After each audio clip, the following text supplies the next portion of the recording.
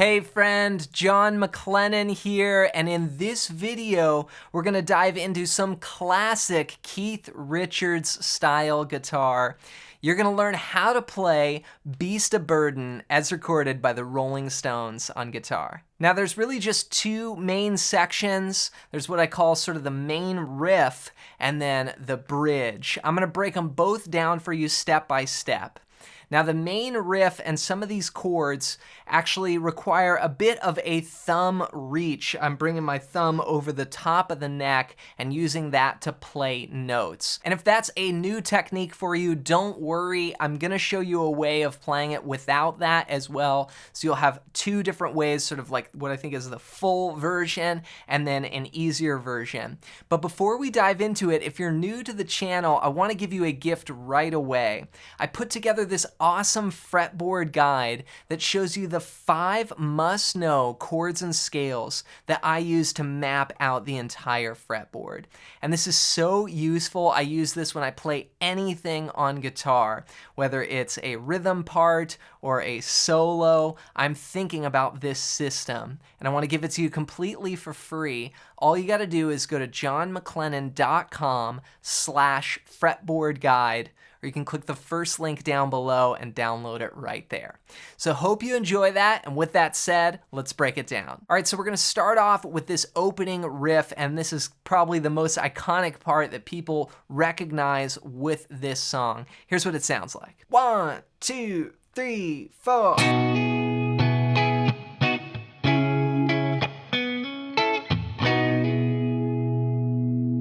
All right, so we're using a couple chords here. What I'm doing is I'm playing a B chord to start. So I've got my thumb on the low E string, and then I'm muting the 5th string. Then I'm playing 9, 8, 7. Just this triad here on strings 4, 3, and 2. So got that, and then the thumb.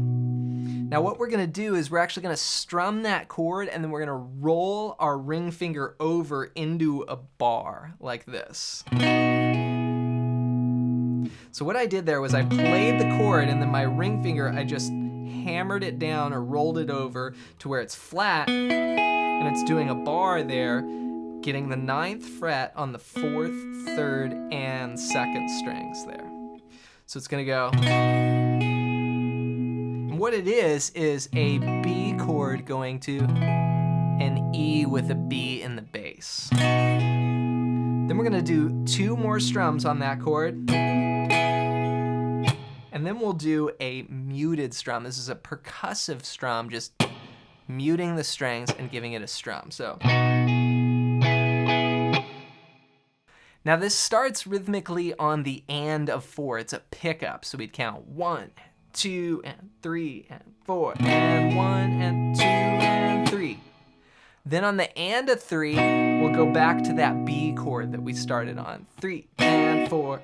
Then we'll move up. We're gonna take that B shape, move it up 2 frets, but we're gonna change one note. Instead of having this middle finger here, we're gonna take that off and do a bar with our index finger. And that's gonna give us this C sharp minor chord. So I'm playing thumb on the 9th fret of the low E, mute the 5th string, then 11, 9, 9. So.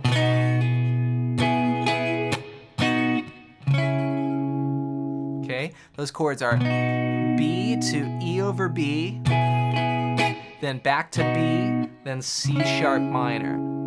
Then we do this little hammer-on lick into an A triad. So what I did here was play the 9th fret on the 4th string, hammer to 11, and then I reach down and grab the 9th fret on the 3rd string and the 10th fret on the 2nd string.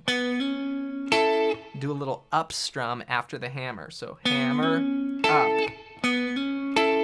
So.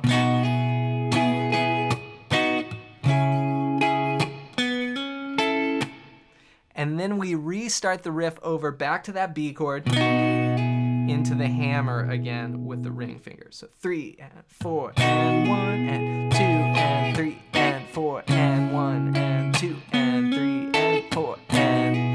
Now you'll notice that I am doing those percussive strums. So like once we get up to the C sharp minor, we're we're gonna play this chord on the and of 4. 4 and 1 and 2. So that's, we strum the chord and then do another up and then a down with the percussive strum. So I'm just muting there, and then we start that little hammer-on part. So 4 and 1 and 2 and 3 and 4 and 1 and 2 and 3 and then I do another percussive strum, 4 and 1, and then it loops around again. So here it is. I'll play it 2 times through for context, just so you can hear what it sounds like. And then what I'm going to do is show you an easier way of playing it, so stay tuned for that. Here we go. 3, 4.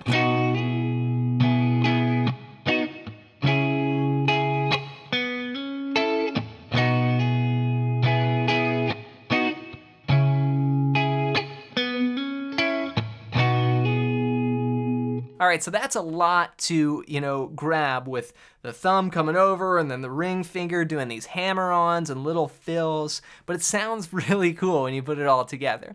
Now, if that's too hard, what you can do to start is remove the low 6th string. So basically play everything that I just played, but don't play the 6th string. And that would sound like this. 3, 4.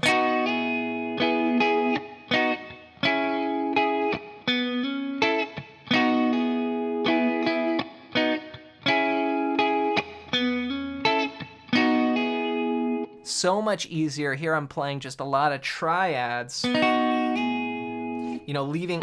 off that bass note. So with the bass note, without, notice I got to concentrate my strum a little bit more and keep it on more of those middle strings. So that's what I would recommend. You've got those 2 different ways. And again, if the thumb chords are too hard, start with the triads and then build into the thumb chords over time. But keep going. You got this. Now from here, we're going to go to the B section, and that sounds like this.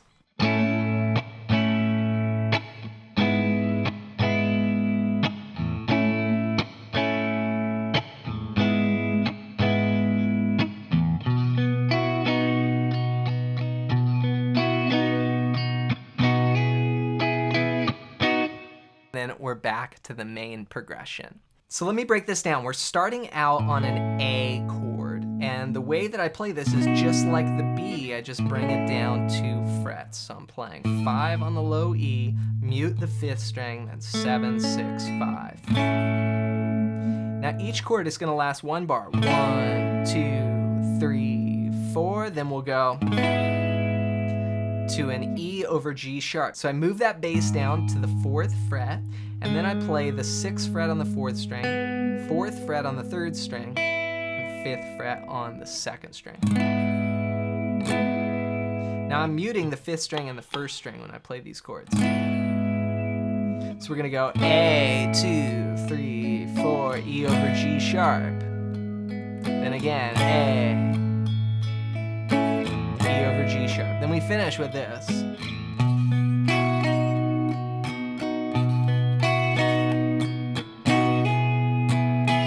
So what I did there was I moved up to a B shape, but I do this little lick.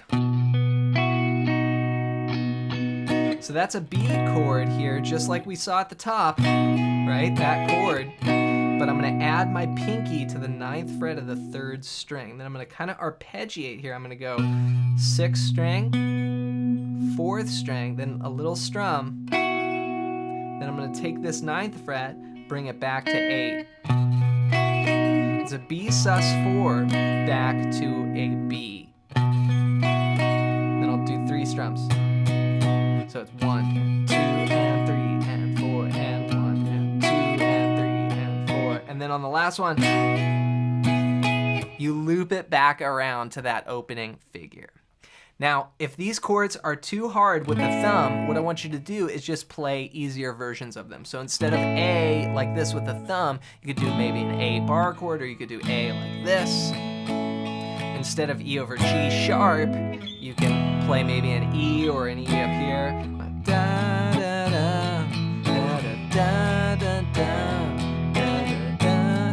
So it sounds a little different. You could hear with the recording. Da, da, da, da, da, da, da. having that G sharp in the bass. So it does make a difference. So work on it over time. But again, if you had to play this like tomorrow and it's too hard, then you can use those substitute chords. So A, E over G sharp, A, E over G sharp, and then you could just go to B, or you could do